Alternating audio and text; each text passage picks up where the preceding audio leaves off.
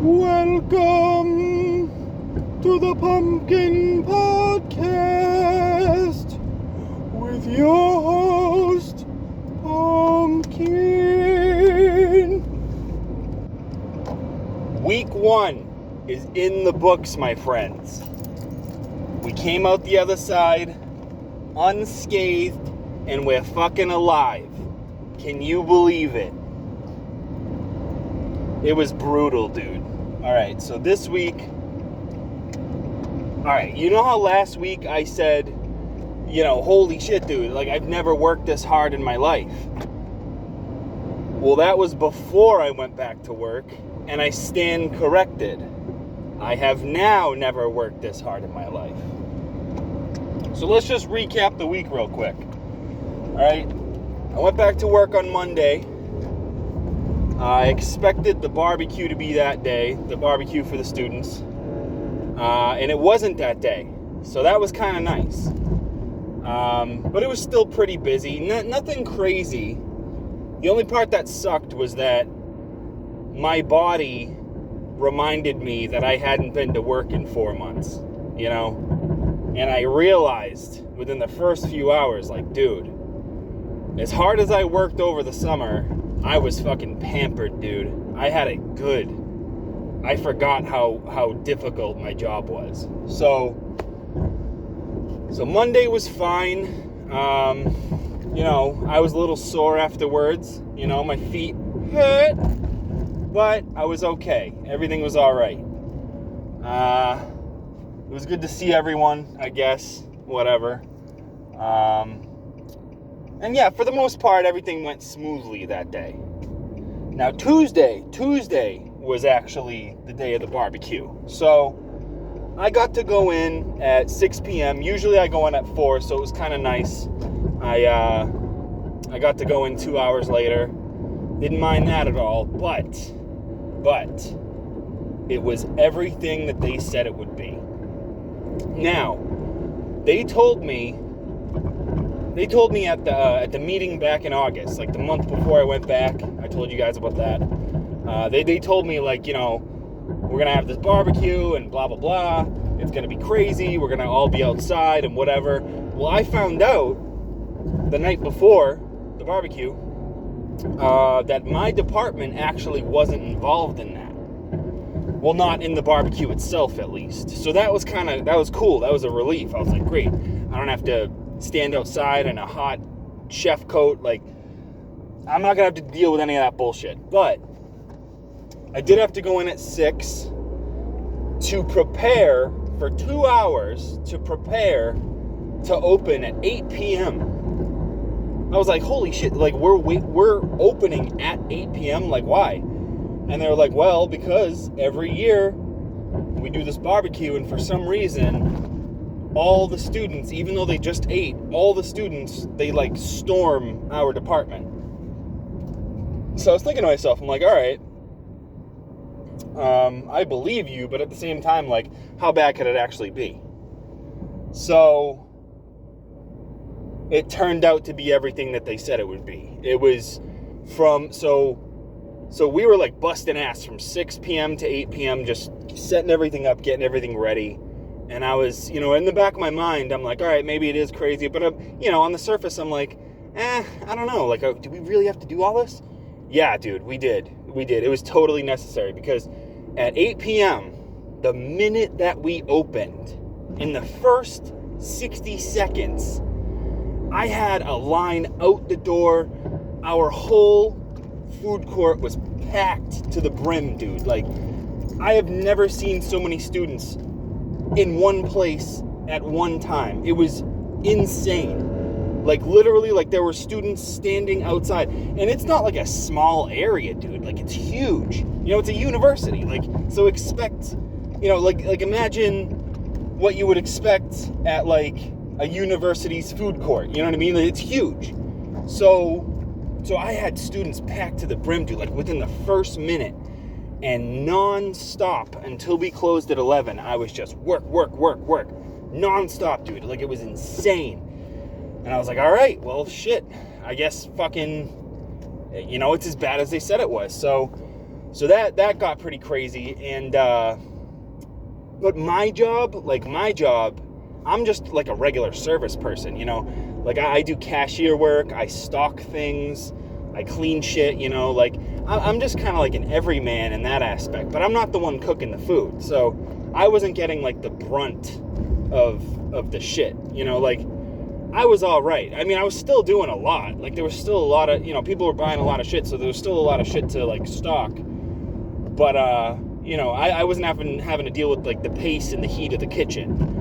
And so the downside was the kitchen. They could not get their shit organized, dude. So pretty much like within the first 20 minutes of business, like, dude, they were like a flock of chickens with their heads cut off, dude. Like it was bad. It was like they were all getting mad at each other. They were all getting overwhelmed. You know what I mean? They were all, and nobody, not one person, there was 3 of them. Not one of them could like think to develop a system to make it easier.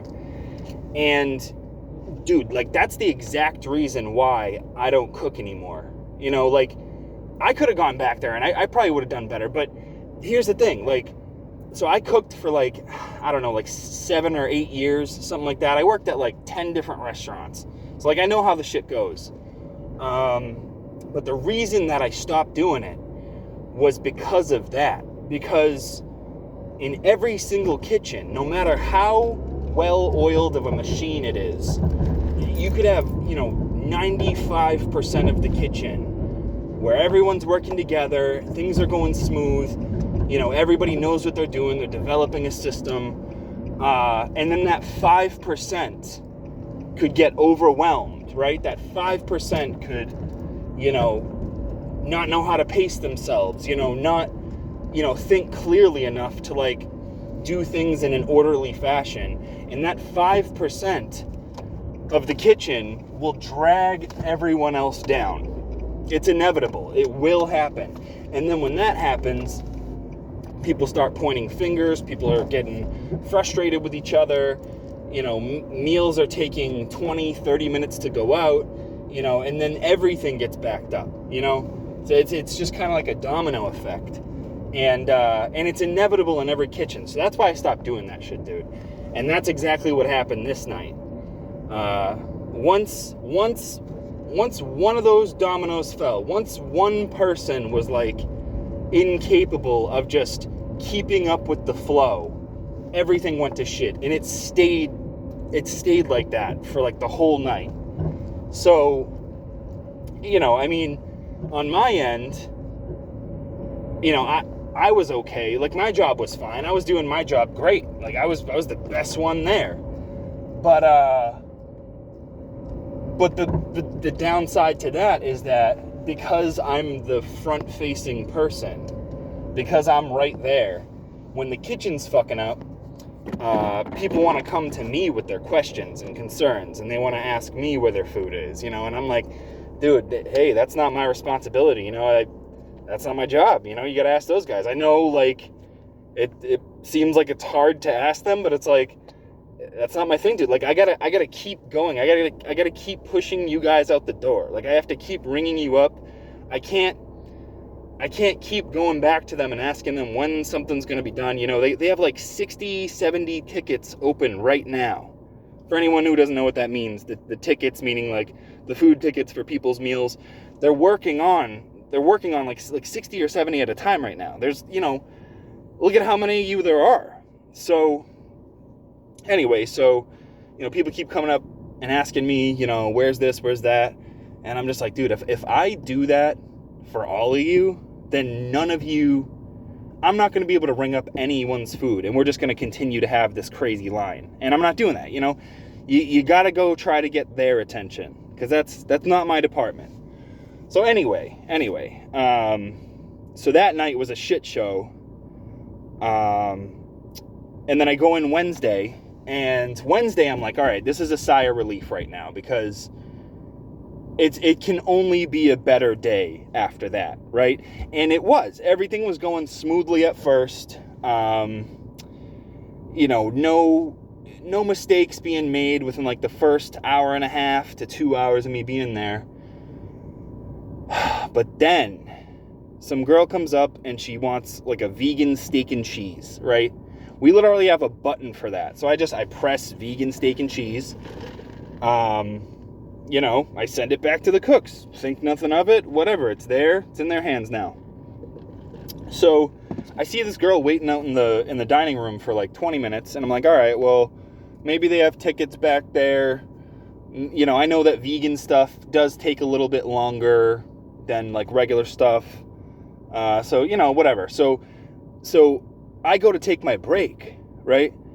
And I'm not even, this isn't even on my mind now. I'm just like, all right, whatever, you know, like fucking taking my break like usual, not even thinking about what tickets they have. And so I'm sitting down, I go get my meal, and I'm sitting down, I start eating, and one of the cooks comes over to me, and he's like, hey, sorry. And I'm just going to preface this by saying there's a bit of a language barrier between us. So he says to me, why don't you send the ticket? And I was like, what ticket? And he was like, you don't send the ticket for the vegan thing. And I'm like, oh, the vegan steak and cheese? Yeah, I did. I charged the girl for it. I pressed the button. I charged her for it. I sent it back to you. And he goes, oh, it didn't show up like that. And I was like, oh, that's weird. Because there's a button for it. So, you know, I don't know why it wouldn't show up like that. Like, whatever. So he goes, yeah, so she didn't get it yet. And I was like, oh, wow, that sucks. You know, at this point, it's been like 30 minutes. So I'm like, oh, yeah, well, you know, next time I'll just put a regular steak and cheese and I'll type in the bottom vegan. There we go. Problem solved. So I finish up my break. Like 20 minutes later, I come back, and the woman who works in my department, or, you know, my area of whatever, near the grill, the lady who like puts all the food together, she tells me that the girl actually never got it. That she like got so sick of waiting that she went and bought something else from one of the other vendors, and that the next day she's going to come in and she's going to order the same thing, and we're going to give it to her for free. And I'm like, okay, that sucks for her, but like, all right, that's fine. You know, problem solved. So other than that, like Wednesday was all right. You know, the cooks made a few mistakes, but you know, nothing too crazy. I mean, there was one other thing that happened where somebody ordered something that was gluten-free, and I typed gluten-free in, and they didn't fucking make it gluten-free.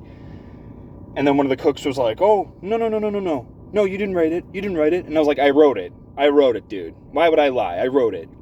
So, whatever. Other than those two things, Wednesday was fine. It was smooth. So then we get to Thursday. All right, this was the worst day of the week, dude. So Thursday, I come into work, get ready like normal, whatever, and that girl comes in. Maybe like an hour into my shift, that girl comes in, and sorry, I'm just getting a little bit distracted right now. I'm driving. So that girl comes back in.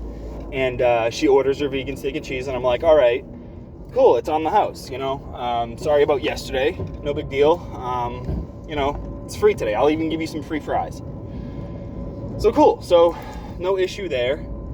So I write it down. I write the ticket down, like her order and everything, and I give it to the cook in the back, the same one who came up to me during my break the day before to tell me what happened. So I give it to him, and he knows right away. Oh, okay, yeah, that girl. Okay, cool.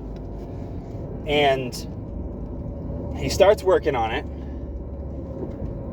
Dude, 25 minutes later, the shit is still on the grill. I'm like, bro. And the girl comes up to me, and she's like, hey, is my order almost done? Because I've been waiting for like a really long time, and I don't want the same thing to happen as yesterday. And normally if somebody like said something like that to me in any other context, I'd be like, wow, you're a huge pain in the ass. But she was right. She was absolutely right. And I was like, I'm so sorry. So I called back to the dude. I was like, hey, is that almost done? And he was like, oh, yeah, right now. And I was like, oh, right now, yeah. Like, dude, I know how long this shit takes to cook. Like I said, like, I've worked in kitchens, dude. Like, it doesn't matter if it's vegan or not. I don't care if that shit was frozen. It's not gonna take you 25 minutes. So he goes, oh, yeah, right now. 3 more minutes go by. So it wasn't right now. And he's just cooking the shit out of it at this point, right? And what does he do? Dude, he goes to plate it, and he calls out for the girl. I look over. He's got a vegan steak and cheese on a gluten-free hamburger bun. Why? She did not order gluten-free, dude. What made you think that? I was like, dude, it was supposed to be in a normal fucking sub roll. What are you doing, dude? So anyway, so she was fine. Like, she was eating it, and I was like, you know what? If she's not gonna complain, whatever. But I was just like, dude, that is so frustrating that you also, like, you somehow still found a way to fuck it up. So anyway, I'm not gonna sit on this for too long, but another thing happened that night where a kid, he ordered a 3-piece chicken tender, right? That is like the easiest thing that we have that you can get other than French fries. And so the kid orders it. 20 minutes later, this kid comes up, and it's the funniest fucking thing. This kid comes up to the counter. He asks me, hey, so all I ordered was a 3-piece chicken tender. And mind you, the cooks are getting backed up for some reason. Like we were busy, but we weren't that busy. You know what I mean? Like, we were busy to the point where, like, you can still manage, but for some reason they were, like, ignoring their tickets, and they kept getting, like, just these long fucking chains of tickets, like, every, few orders. And I was like, dude, why are you guys letting that shit get backed up? There's no reason for it. Just work at a faster pace. Like, how long you been doing this? So anyway, so this kid comes up and he's like, hey, so I ordered this, like 20 minutes ago, whatever. And it's been a while. Where is it? And I was like, it's in their list of, tickets. Like, they got a lot back there, but it'll be out soon. All right. And he was like, okay, fine. I just wanted to make sure. Dude, 10 minutes later, this kid's waiting 30 minutes for a 3-piece chicken tender. All right. This kid comes up, and he doesn't come up to me, which I'm glad about, because I'm like, all right, like, you get it now. I have no control over what they're doing. There's fucking 3 of them. There's 2 people who cook, and then 1 person who assembles the orders. So I'm like, all right, like, good move. I'm not the guy to solve shit for you. So he goes right up to the cooks, and he's like, hey, where's my order? I ordered a 3-piece tender, and I still haven't gotten it yet. Like, where the fuck is it? And then one of the guys, like, shuffles around, like, and he's just looking everywhere, like, like, dumbfounded that this kid's calling him out. And he's like, he looks at his row of tickets, and he goes, oh, yeah, it's up there. It'll be up soon. And the dude goes, dude, it's a 3-piece tender. How hard is it? And granted, like, I was laughing to myself a little bit because the kid was right. But at the same time, like, I was like, dude, you're like 18 years old. You are way too young to be this jaded. Like, he was right, but, like, it was just funny how angry he actually got. But hey, whatever, it got him his order. Like, literally, they just threw, 3 pieces of chicken in a service boat and just gave it to him. And I was like, dude. So on top of that, dude, like, we had people just standing around for like 30 minutes for a hamburger. It was ridiculous, dude. Like, just a swath of people, all backed up orders. It got to a point where I had no one that was even in line for me to ring up. It was just all people waiting for food. And I was like, dude, guys, get it the fuck together, man. Like, this is crazy, bro. We're on day 4 of being back here, and you're like this? How is that even possible, bro? So anyway, so that was shit. Work was pretty shit, like, at the end there. But again, like, at least I'm not the one doing the cooking. Because, like, if I had to work with that other guy who also just sucks, it's like I said before, you know, any amount of people fucking up in the kitchen, they're inevitably going to affect you.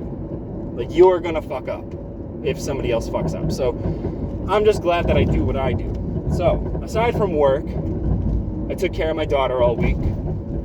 That was great, you know, getting to a point, like, where her and I are on the same page, you know, like, she knows when I'm gonna put her down for a nap, and she stops crying now. You know, it's getting easier for me, because her and I are spending so much time together just at home now, you know, and we were over the summer, but it's like more so now because my wife's back at work.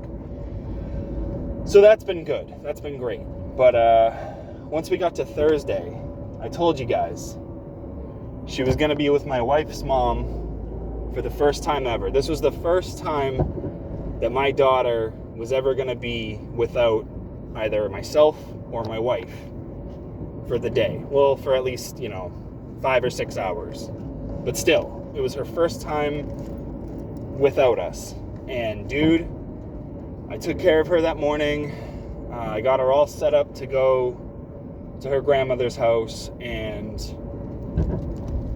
as soon as she went out to the car with her grandmother, I was watching them from the window. I broke down, dude. I could not hold it in anymore. Like, I bawled my eyes out. It was the saddest thing. Like, I was so worried. I was so scared.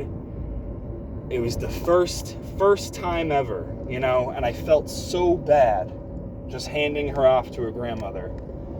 And I just cried and cried, and thankfully, at the end of the day, I was at my job still. My wife went to go pick her up around like 7:30, 8 o'clock-ish. And my daughter had a great fucking day. It was an awesome day. Her and her grandmother were solid all day. Nothing bad happened. No accidents happened. It was all good. And my wife even said that when she went there, my daughter was just playing on the couch, like having a great time. And I was just so happy to hear that. I was like, all right, so now going forward, I have a lot less to worry about, you know. There's still a little part of me that's like, you know, I hope her grandmother stays this, you know, mindful. But I'm relieved. I can do this now, and it's not going to be, you know, it's not going to be world ending for me. So that's the highlight of my week right there. So that's my whole week. Thursday also sucked because I had to walk to work, which is like a mile from my house, because my wife was at work. That's the only day where our schedules like intersect. And then at the end of my work day, around 11:30, I had to walk home, dude. After 8 hours of being on my feet, dude, I had to walk a mile to get home. But you know what? It's good for me. I'm glad to be back at work. I'm glad to be moving as much as I am after those 4 months of just, you know, it's not like I wasn't doing anything, but it was not this much, you know. I was pampered this summer, man. So I'll be sure to be a little more grateful next May. So, all right, other than my week, there's a few questions that people asked. I think I want to answer those now. So Frog asked me, what the fuck did Frog ask me? Shit, I should look this up right now. No, you know what? There was this guy, I've never heard of him before. It starts with a B. I think he's a friend of Toast's. I don't know, dude. He asked me, who's the best musical artist? And dude, that is the most difficult question I think I could answer. Because when we're talking about the best musical artist, like, it can't just be like whoever your favorite is, right? And it can't just be like a genre-specific thing. It has to be like someone who not only excels in their genre, but their influence transcends that genre. So much so that they influence people of all other genres of music. And on top of that, they need to create music that's so unique and profound and original that it withstands the test of time no matter what. So for me to answer that question, dude, it's really difficult because the genres of music that I listen to are like anything from Norwegian black metal to fucking girl pop. You know what I mean? Like, and everything else in between. So in trying to answer this question, I'm trying not to be biased in choosing my favorites, but it's difficult because I feel like my favorites are my favorites because they check those boxes. So I'll say, and this isn't like a definitive answer, but it's the best answer that I can give. I'll say I think Metallica is the best musical artist of all time because not only are they my favorite band, that's the bias in this answer, but I believe that they check all of those boxes. You know, they created a new genre of music. Their music stands the test of time. It's original, you know, and it continues to influence people to this day. You know, like Metallica right now in 2023 is really popular, which is like amazing to me. You know, they came out with their first album in like 1982. You know, so like that really says something to what they've created. And on top of that, their albums aren't just relegated to like thrash metal or speed metal or whatever. Their albums are like, they have albums like that, which are kind of like their core, but they also have other albums that are, you know, like southern rock, or they have some that are like hard rock. They do some punk rock stuff.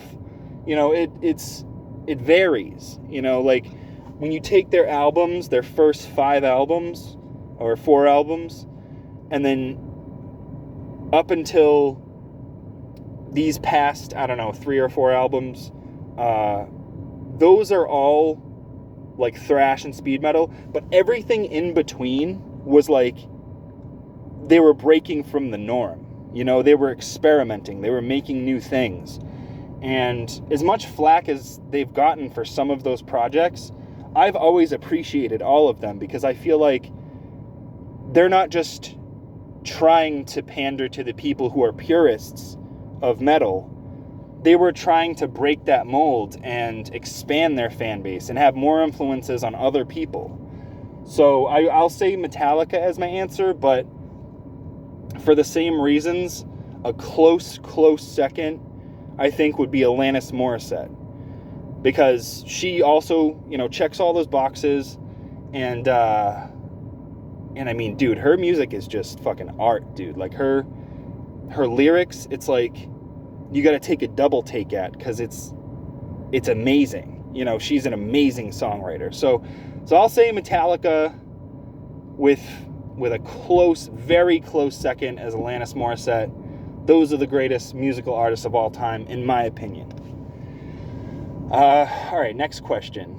Toast asked me, why is my name Spirited Pumpkin? Well, that's an easy question.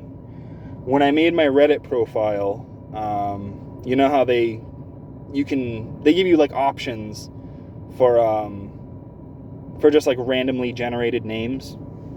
Well, I like went through a few and I landed on Spirited Pumpkin. And I was like, all right, that's not the worst one that I've seen. So I picked it, and that's why. Randomly generated by Reddit. And I'm really glad that I stuck with it because of how much that name has stuck. You know? Like that's my name everywhere now. You know, I'm known as Pumpkin. So I'm glad that I stuck with the name.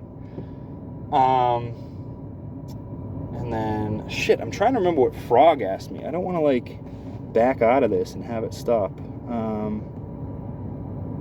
What the fuck did you ask me, Frog? Oh, right. Frog asked me, are there any other sports that I've played or participated in other than boxing? No. I briefly in 7th grade played basketball. I hated it. I showed up for 2 games and then I was done. I was not a fan of playing basketball at all. Basketball was one of those things where I enjoyed playing it like with my friends, and we weren't really playing by the actual rules, and I would just play on like a half court. We wouldn't do the full court thing. I just enjoyed, leisurely shooting of the ball. It wasn't, but it wasn't something that I wanted to do and like be competitive with. I just wanted to have fun with it. So I flirted with football a little bit, but it was again like I didn't play football in school. I would just play it with my friends. And I thought it was fun then, but again, it was just one of those things where, I didn't want to show up for practice at fucking 8 a.m. Like, fuck that shit, Even when I was younger, like, I liked to sleep in. I didn't, I wasn't a big fan. Boxing was cool because I could do it on my own terms. I could show up to the gym whenever, train however hard I wanted to, for whatever, goal I was trying to achieve. And, yeah. So, last question is kind of a non-question. Agent said, I guess prisoners don't belong here on the Pumpkin Podcast channel. Yeah, no, it doesn't matter. You can ask me questions still. I don't care. I don't care if you're in prison, dude. You can ask me questions. It's fine. So, anything else? No, I think that... Oh, Kitten Bus. Kitten Bus, you said to remind you when the 5th episode drops so that you can watch them all in a row. I don't know if you meant tell you after the 5th episode actually drops, or if you thought that this was the 5th episode, but this is episode number 3. So, if you wanted to binge 3, you can do so now. If you want to wait until the 5th episode, I'm going to do that one on September 23rd. So, yeah, I don't know. I hope that answers your question. Yeah, that's it for questions for the week. Anything else? Damn, we're going pretty late here, huh? All right, so, yeah, I think I'll wrap it up now. I'm going to end with this, though, and it's kind of a repeat of last week. Anybody who wants to run for new Discord ruler, we're one month away, dude. Like, almost to the day. So, if you want to run for Discord ruler, I would start, like, making up a campaign now, thinking about what you want to do, and because I kind of want to get things moving again on the Bread Army. I know that we kind of go up and down a little bit, so it's not really a big deal, but I would like to see some clear contenders for the spot, because we're kind of in no man's land right now. Like, last election, Cat was like a done deal. Like, we were all pretty sure that we wanted Cat, and Cat's done a really great job. No offense to the past leaders, you guys all did great, but Cat has been like a needle mover, and she's been making moves, dude.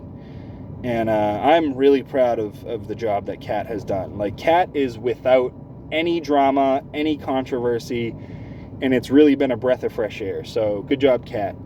But as of right now, there's like no clear contenders. So anyone, I mean, honestly, it's up for grabs right now. I also want to remind all the old leaders, you guys are all eligible to run again. So Point Big, Tarico, and Water, you guys are all eligible to run again. So I just want to remind everybody of that.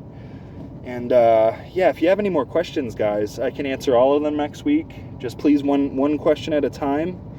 And yeah, I mean, I'll probably just do these on Saturday. Like I said before, unless something comes across my mind and I feel like doing like a special episode during the week, but I just don't have the fucking time, dude.